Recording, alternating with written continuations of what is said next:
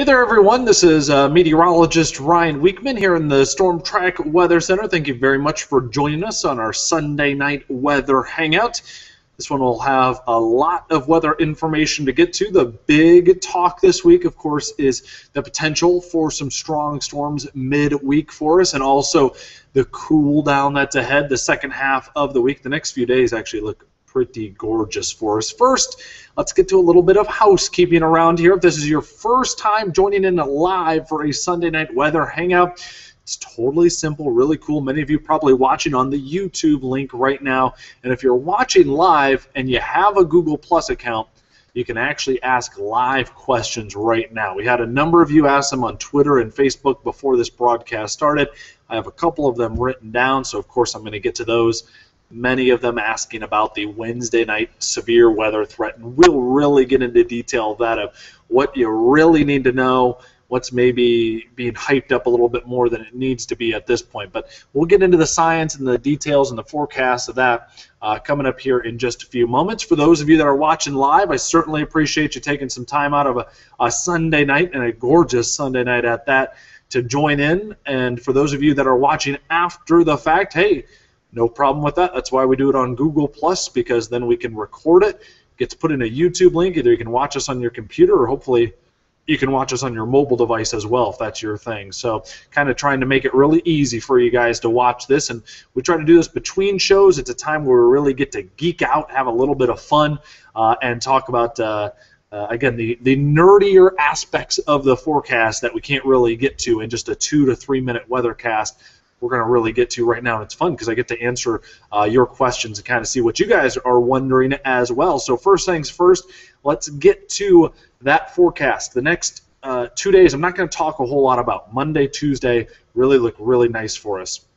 The big weather day that a lot of folks are asking about, of course, is Wednesday, and the potential for some strong storms on Wednesday. So what I'm going to do, you've probably seen enough of me already. The video is a little grainy today. We're going to have to talk about this with our IT people about why our video looks this way. But anyway, we'll try to boost the quality next time for you guys. But I'm going to switch the camera around, show you what I'm looking at on my screen. This is the really fun part. This is what I love to do. Switch the screen around, and what you're seeing is exactly what I'm looking at in the Storm Track Weather Center. So for those of you that have joined in, you know this is our water vapor imagery. This is across the whole country, from the East Coast on the right side of your screen to the West Coast on the left side of your screen. And all that we're looking at is the moisture in the atmosphere. If you've never looked at one of these maps before, don't be intimidated. Here's what's going on. We have a lot of dry air, this orange, this blackish shade across the central United States. That's what's going on here. Your afternoon thunderstorms show up in the blue across Atlanta and the deep south. The one thing that I'm actually looking at here is not those thunderstorms to the south. It's not necessarily the dry air overhead, because we know it's going to be nice the next 2 days. It's what's going on actually off the west coast. And because of where the satellite cuts off, it's a little inconvenient. But you can still notice a little bit of a swirl off the Baja coast here in California. And this is actually what we're really paying attention to, because this is what will provide a lot of the deep moisture for that potential for thunderstorms and some heavy rainfall Wednesday evening for us. So let's show you some of the dynamics and things that are going together. So if you've never sat down and you've never put together a severe weather forecasts, I know I have some geeks out there that are joining me that really love severe weather forecasts, and some local storm chasers and such. But for those of you that have never put together a severe weather forecast, here's the ingredients we want to look for. We want to have some moisture in the atmosphere. That's what we were talking about, that swirl, that moisture that's going to be coming off the Baja coast. And we'll track that coming up here in just a moment, how it's going to move across the country. Number two, you got to have shear. And the best way that I describe shear is, in layman's terms, first of all, it's just the amount of turning or the directional change in wind direction or speed as you go through the atmosphere. Remember, these storms are basically 40, 50,000 feet tall, and they have to be organized. It would be like unleashing a football team on a large pot of food. If they all just go at it at once, it's going to be gone very quickly. That's what happened on Friday. You have the thunderstorms that go up very quickly, but the potential for severe weather was very short-lived. The event that we have coming up potentially on Wednesday is a day where you have it set up like that football team but you have a nice buffet, and it's constantly being replenished, and everybody's in a nice orderly line, and it's something that can storms that can live for a long time potentially, and that's where you can get into some severe storms and storms that can last for a while, producing widespread wind damage. So that's why we need the shear. So basically that comes down to the winds in the atmosphere. Number 3, you have to have an unstable atmosphere as well. Without that, it's very difficult to get a widespread severe weather event like some places may be talking about as far as that. And we'll show you some of the SPC forecasts and things that are out there as far as the forecast for Wednesday for severe weather. So keep in mind, moisture, shear, and instability. Those are the big things. And to get that instability, typically what you need is some sunshine. And that's why a lot of times, if you've paid attention to forecasts in the past, they'll say, oh, if this is one of those days where we get some sunshine early in the afternoon, look out, those are the storms, they're going to go up. That's what we're talking about. It needs a little bit of instability for that to develop. So keep those 3 things in mind as I go through the forecast. All right, let's pop things back over to the screen for you here. This is what I'm looking at, and what this is the jet stream, okay? Right now we're sitting on the north side of the jet stream, and that's why temperatures today were cooler, even though we had a lot of sunshine. But as we go over the next few days, some of this jet energy off the west coast is also going to be moving our way. And here's what I'm talking about as we get Tuesday into Wednesday. I want you to pay attention to this area of stronger winds. This is about halfway up through the atmosphere, so to speak. This is several miles off the ground, but very critically important for how the storms will organize in their mid and upper levels, which is very important for storm development. And watch how that energy comes across the Great Lakes. Now, the strongest of it goes north, but we don't necessarily have to have the maximum area for strongest winds in upper levels of the atmosphere. What we need is a decently strong wind. And what we have is 50 knots. That's somewhere in the neighborhood of around 60 miles per hour, about halfway through the atmosphere. So to put that into perspective, if you think about it, here at the surface, let's say wind speeds might be 10 to 20 miles per hour.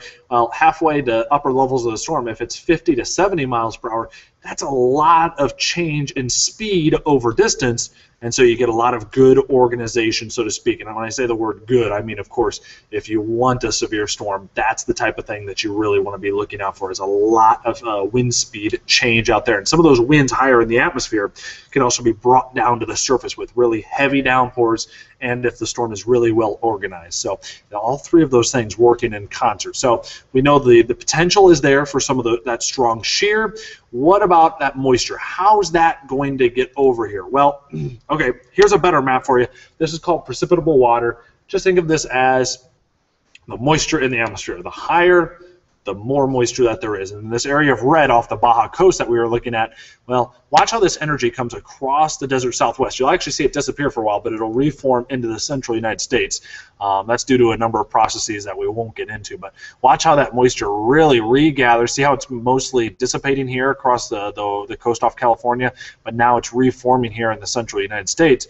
And look at how that band of higher moisture early Tuesday, or Wednesday at 11 a.m., and through the afternoon and into early evening hours of Wednesday. Look how that comes through. It's just a brief shot. It's just a few-hour window, but there is the possibility that those 3 ingredients will be overlapping. And the biggest unknown right now, we know we're going to have the moisture at least for a couple of hours. We know that we're going to have the shear very likely. In fact, that's the number one thing that we know we're going to have. We're going to have the shear as well. The instability is the number one thing that's the biggest question mark. And here's the big issue that we run into. A lot of times when we have a lot of moisture in the atmosphere, even if it doesn't look like it from several days away, it looks like, oh man, there might be a lot of sunshine, there might be some instability building. A lot of times that moisture is very sneaky, and it helps create clouds that are not well forecasted, and that can really put a kibosh on just how much instability really forms. And so that's why I want to be very cautious at this time before we start saying, look out, big severe weather event on the way Wednesday. You really got to temper your expectations for just how much sunshine that we would get on a day like Wednesday, simply because of the amount of moisture that's going to be in the atmosphere. So it's something that we want to watch closely, because it looks like at least 2 of those ingredients are going to be together. The third, the instability, that one's going to be very tricky. And this is something that we've seen a lot. Think back Of course, we had the big severe weather day last winter, or last fall. November 17th, we had several tornadoes in the local area as well. But do you remember a storm that was supposed to come in on Halloween night? It canceled a lot of trick-or-treating events that are going to be out there. Of course, it was a windy evening. But we never truly got the instability to form. We never got a lot of that sunshine during the afternoon hours. And this is a system that's very similar to that. In fact, this is a system, the type that we're seeing here, is usually something that we see in October, November. September's a little bit on the early, especially mid-September is what we're looking at, early end of the envelope for this type of a system. It's a deep low that's going to come and quickly occlude across the central Great Lakes. So this is a little bit unusual. It's pretty early for this to be coming on through, which kind of ties into the forecast that you might have seen on social media, on Facebook and Twitter, where I said, if you like fall, if you like autumn, it looks like it's coming early this year, and we'll be talking about that coming up in just a second. But I want to make sure that I highlight this forecast for Wednesday detail, because this is what I've been bombarded with questions about what's going on Wednesday. So here's where a lot of this comes from. And I agree, the National Weather Service is being very proactive here, highlighting a day 4 outlook for the potential for severe weather. And you'll notice this includes the entire area. It's the southern Great Lakes from basically Buffalo, New York, all the way back towards Chicago, down to Cincinnati, and up to the thumb of Michigan. So it puts us squarely in the middle of this. Of course, this will be distributed by a number of sources, Weather Channel, a bunch of places online, social media and things. But I just want to talk to you guys about what the realistic expectations are at this point. What's the high and low end here?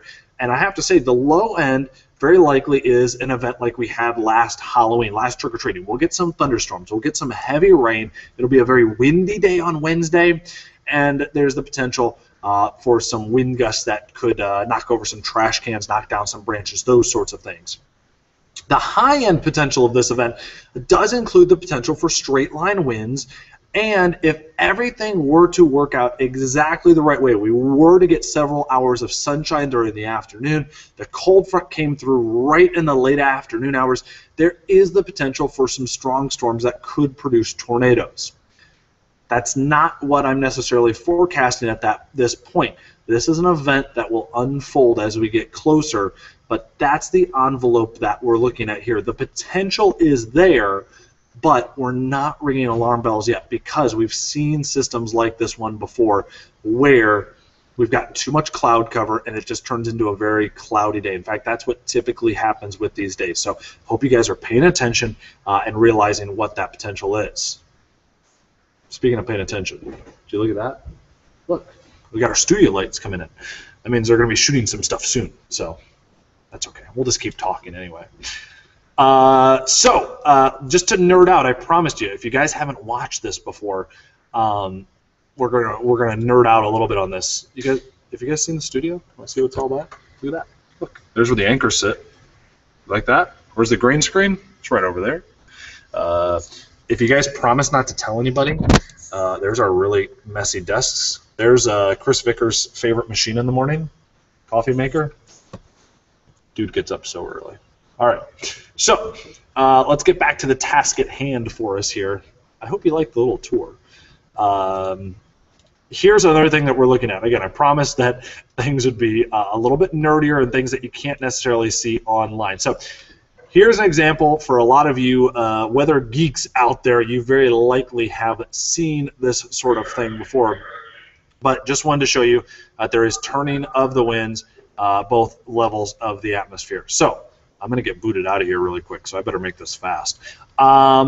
6 to 10 day temperature outlook. Once that cold front goes through on Wednesday, things are really going to cool down. If you have the Storm Track weather app, you have the most up-to-date 7-day forecast. If not, if you check out 10 and 11 o'clock tonight, you'll notice this Thursday, Friday, Saturday forecast. I've actually cooled down the highs. So it does look like once that cold front comes through on Wednesday, that things will be cooling down for us here. So again, there's that 7-day forecast and everything else that's going on. So I think I got to a lot of the questions. Again, Wednesday's a day that we're going to be watching. You know that we're going to be paying close attention to it, but at this point, just keep in mind It's an evening where we could see storms, and it's something that we want to watch out for. But at this point, it's nothing that I think we need to be jumping up and down and screaming about. There's too much of a possibility for things to really get messed up by the clouds out there for us to really be doing it at this point. So for those of you that are watching live, I certainly appreciate it. Again, we're getting booted out of the studio. They usually give me a few more minutes, but I guess we can't geek out as long as normal tonight. And then for those of you that are watching after the fact, certainly appreciate you guys watching. Again, 10 o'clock, Fox Toledo. WTOL will be on there as well at 11 o'clock, I believe, tonight. We might be a few moments late because of tennis. I'm not really sure on that, but I think we're on right on time at 11 o'clock. So for those of you that are watched, thanks a ton. Again, I'll be providing more updates on Facebook and Twitter. Hey, look. Oh, I thought Tim Miller just walked in. Nope. He'll be doing stuff soon. Hey, we'll see you tonight.